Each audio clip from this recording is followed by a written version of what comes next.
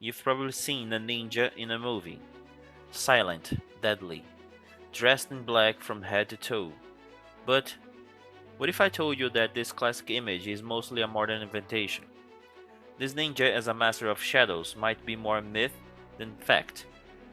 And maybe the so-called ninja arts were less about secret battles and more about surviving brutal, lawless times. In this video, we are digging deep into the real story behind the ninja, and why almost everything you think you know about them might be wrong. So, take a seat, because here comes history. The rise of the shinobi. Between the 15th and 17th century, Japan was a nation torn apart by constant war. Feudal lords fought for power, alliances swift overnight, castles fell under siege, and espionage became a weapon as sharp as any blade. It was in this chaotic world that the figure of the ninja began to emerge. Ninjas were real, but their true nature was nothing like the version Hollywood made famous. So here's the real question. Were they cold-blooded assassins, bred in secret mountain villages, or were they simply peasants trained in unconventional warfare? And even more intriguing, who created the myth we know today? Before we go further, make sure to subscribe and hit the bell icon. On this channel we will uncover the hidden layers of history, and today we are going straight into the heart of feudal Japan. So let's ask the real question. Who were the so-called Shinobi no Mono?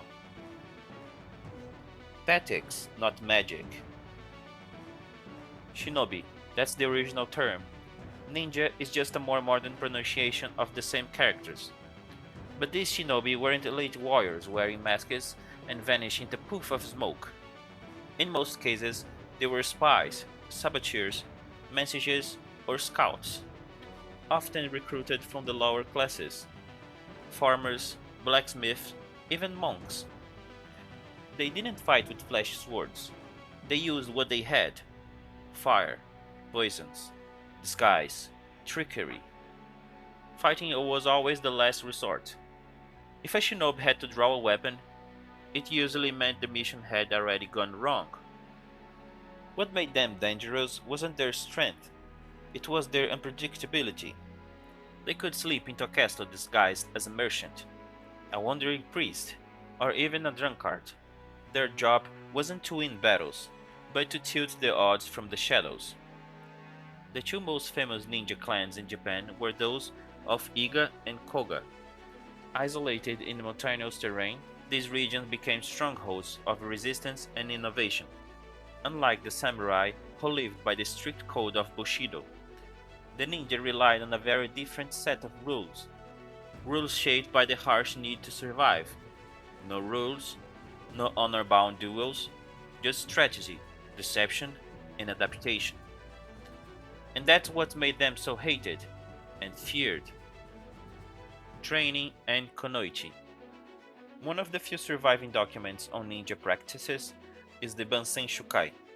Compiled in 17th century, it's often described as a kind of ninja manual, filled with detailed descriptions of infiltration tactics, improvised weapons, camouflage techniques, and even psychological warfare.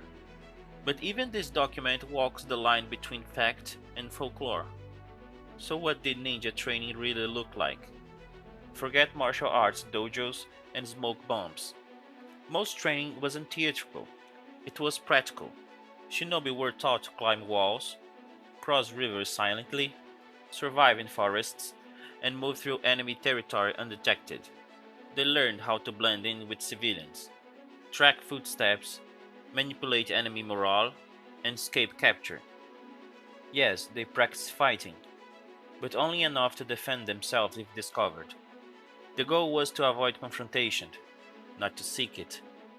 True shinobi relied on observation, memory, and instinct far more than brute strength. And what about women? Did they play a role in all this? Absolutely, although often overlooked in popular stories. Female ninja known as kunoichi played a vital role within the shinobi world. Their power lay in how underestimated they were. Women could gain access to enemy households as servants, entertainers, or concubines, sleeping past guard who never imagined they were being infiltrated. Knoit used poisons, hidden blades, and subtle manipulation to complete missions. They were masters of information gathering. Two worlds collide. So how did shinobi compare to samurai? In many ways they were opposites. Samurai followed a strict warrior code built on loyalty, honor, and bravery. Their fights were often face to face, and their names were written in official records, praised in poetry, and immortalized in woodblock prints. Ninja, on the other hand, were anonymous. They fought dirty. They avoided honor in favor of effectiveness. If a samurai was a knight, a ninja was a spy. One sought glory, the other sought results. But interestingly, the two weren't always enemies. In fact, some shinobi were hired by samurai lords as intelligence operatives, or to carry out covert tasks that no honorable warrior would perform openly. The lines between the two aren't always as clear as legend makes them. After the unification of Japan under the Tokugawa shogunate, many ninja clans lost their purpose and their power. The new regime had no use for spies and saboteurs. Slowly, the stories turned into legends, and legends with time became myths. Reinventing the ninja. Centuries later, during the 20th century, as Japan rebuilt its national identity in the wake of World War II, something interesting happened. Ninjas were reborn, not as historical figures, but as pop culture icons. Manga, anime, action films, video games. Suddenly, the ninja were everywhere, climbing walls, throwing shurikens, vanishing into smoke.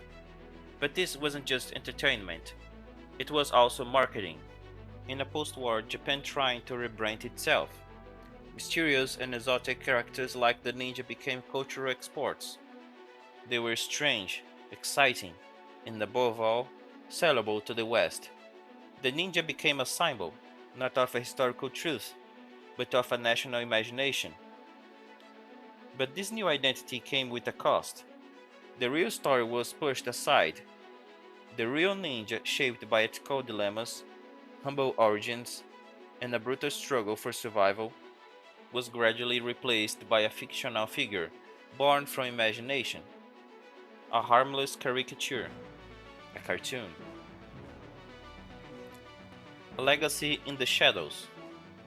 At their core, ninjas weren't magical warriors. They were a product of collapse, of social breakdown, endless conflict, and power vacuums. They thrived where order had failed.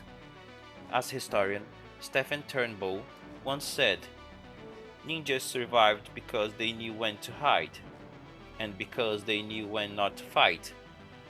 And that is perhaps the most overlooked skill of all. If you made it this far, let me know in the comments. What was your image of a ninja before this video? Were they spies, killers, or just video game characters? And if you're enjoying these historical deep dives, give this video a like. It helps bring more hidden stories to light. That said, not everything about the ninja is pure invention. Some of their tools and tactics did exist. Gunpowder, sabotage, stealth, disinformation.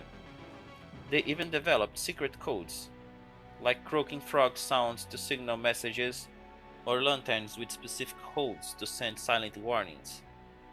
But always the goal was the same, to go unseen. If you ever saw a ninja, it was probably already too late. Their stories survive more through speculation than documentation. And where facts are missing, stories take over. So our job is to look at these stories critically. Because when history becomes entertainment, there's always a risk we forgot the people behind the myth. Maybe that's the greatest ninja skill of all, to survive the ages, even after being erased by them. If you liked this video and want more episodes that stripped away the myths and show what really happened? Subscribe now and share this with someone who still thinks ninjas threw shuriken on every street corner. Got a strange event, secret project, or forgotten place you think you should cover next? Drop it in the comments. I'm always reading. Thanks for watching, and just as you took the seat, now you take the story with you. Bye!